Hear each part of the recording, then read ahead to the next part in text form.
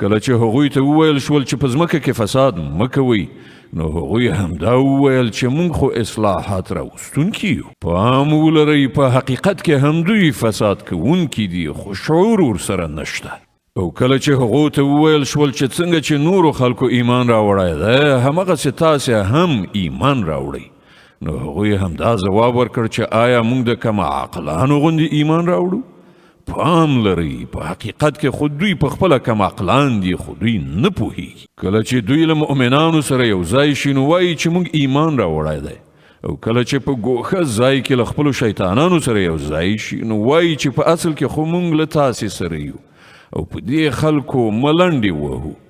الله په دوی ملنډې وهي او دوی ته په خپله سرکشۍ کې داسې مهلت ورکوي چې حیران پاتې وي. دا هغه کسان دي چې د هدایت په بدل کې ګمراهي اخیستې ده خو دا تجارت د هغو لپاره ګټور نه دی او دوی هیڅکله په سمه لاره نه دي.